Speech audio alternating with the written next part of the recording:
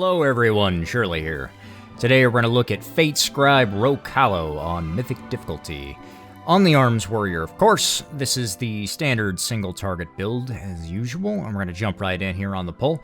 We're holding our Lust till the end of the fight, so don't worry about lining up with cooldowns just yet. But I'm going to go ahead and use everything on pull here, except for my Blade Storm. You could probably squeeze it in at the very beginning if you wanted to, if you're really running out of rage, or depending on how you want to line up CDs later on. Generally, though, as long as you have, a decent opener with a Wind Fury Totem or something, then you don't have problems with that. So I'm going to be holding it basically for every time there's an ad set on this fight and just never using it, even though you can kind of run into some rage issues occasionally. And speaking of which, here's the first tank ad that comes out, the Shard of Destiny. I'm just going to pop Sweeping Strikes and cleave this thing down. And I also get the debuff here, and you just gotta look out for this giant swirly thing, the Grim Portent, on you and jump out for that. It helps a lot for me to turn my camera kind of horizontal and look out, and then you can see the giant swirly thing floating over the playing field and then jumping to that. And then as we get back on the boss here and the tank ad dies, all the little anomalies spawn, and your Warbreaker will come up at the perfect time here to hit all those, and that's why I also have my Blade Storm there, because if I had used it on the pull there, then I wouldn't have had it back up at the same time. As you can see, Avatar is still on CD.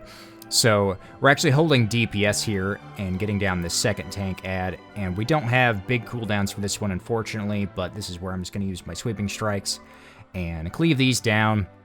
Ideally, this ad would have died beforehand or off to the side. That way we could cleave all this stuff down without this pushback going on. And now we have to deal with the Intermission ads, these Fate Spawn monstrosities, the two big guys. And I didn't go run in there at first because they do a cast that you can outrange, so that's why I'm just standing off to the side there. And then we're going to drag them over to this wall and do a really gimmicky strategy where you can LOS this Despair cast around the corner there. Or if you're a warrior, you can just jump out and range it once again. So that's what I'm going to opt to do rather than take the chance on this LOS thing.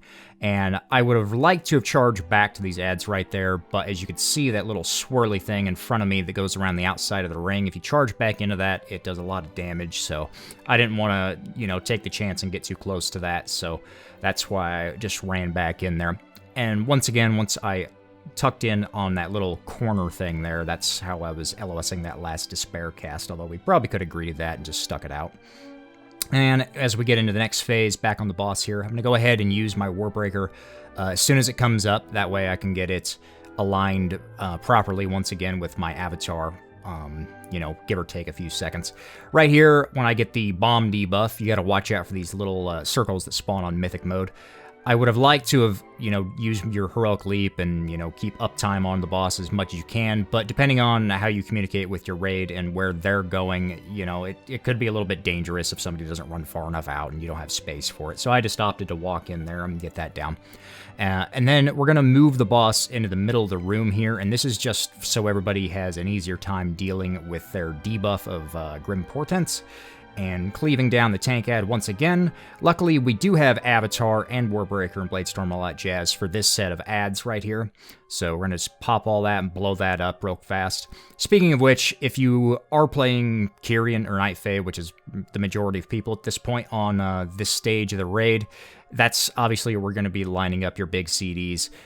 Speaking of which, frankly, there's not much reason for me to be playing Venthyr still. I'm just sticking it out, basically, for the end of the raid, just for the hell of it, and because I like to PvP with Condemn. Competitively, it doesn't have anything over Night Fae or Kyrian for any of the later bosses in the raid, so, obviously just line up Spear and all that jazz as you would.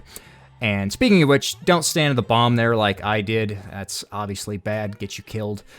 So don't do that.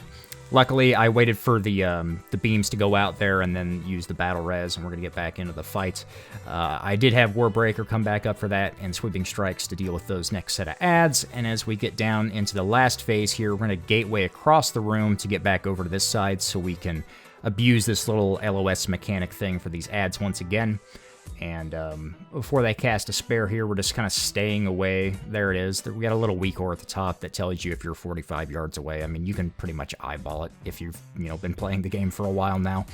We're going to go ahead and get on these 2 adds and pop Sweeping Strikes, of course, and just cleave them down. And I do believe I end up using my CDs here since there's 2 of them. I was waiting for this Despair Cast to go out then. Once again, just running back to these targets, trying to get around that orb that's rotating around the room so I'm not getting an unnecessary debuff right there. I should have opted to use my avatar and stuff immediately once I charge back here rather than waiting a little bit. I was a little indecisive, unfortunately, whether or not I wanted to hold these CDs for the boss itself or just go ahead and use it on the 2 adds for the cleave. You know, it doesn't really matter because this is where we're going to be burning our lust at anyway on the boss. I probably should have used it immediately, though, on the 2 adds just for better timings later on, because I do believe we're going to get a couple of them at least back before the end of this encounter. And also, we're getting more adds that are going to be spawning later on that we are opting to deal with, so, you know, having that rotating quickly is a good thing. Here's the first tank ad that's spawning out on the side there. We weren't 100% sure how many of these we were going to kill, but we opted to kill a couple of them just because of the energy mechanic before they, you know, detonate.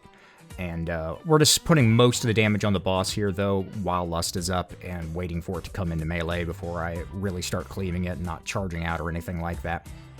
Go ahead and using our Sweeping Strikes on it, saving Warbreaker, of course, and Bladestorm for all the little adds that spawn, and this would be a great opportunity to use Spear of Bastion or any of that jazz, and burning these down, people moving the bombs out as usual. The second ad goes out, or the debuff rather, for our tank there. And as you can see, these are actually living quite a bit longer than normal because most people are opting to tunnel the majority of our damage into the boss because it is the last phase of the fight and we want to get it over with.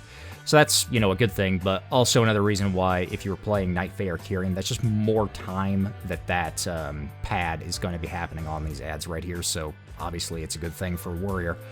We're going to be dodging this last laser beam here, and we didn't have a movement speed for that one, ironically, even though we were using it on most of these. I'm going to use my rally here as it gets down to the end of the fight. This last ad here was almost at max energy, so we opted to hard switch to this thing and just burn it down before it goes off. And then the final set of little ads here, they don't matter. I'm going to pop Sweeping Strike Sticks to cleave on them anyway, but we're just burning the boss at the end here, so not too big of a deal. Anyway, there's the end of Fatescribe Roh-Kalo. If you have any questions, feel free to leave them down below. Thank you for watching. And I'll see you next time with Kel'Thuzad, I believe, and, you know, hopefully not too long, we'll be on Sylvanas' video. Peace. Earlier, too. Yeah. Say it, Sean. No! Say the thing. No, yeah! That's exactly what it is.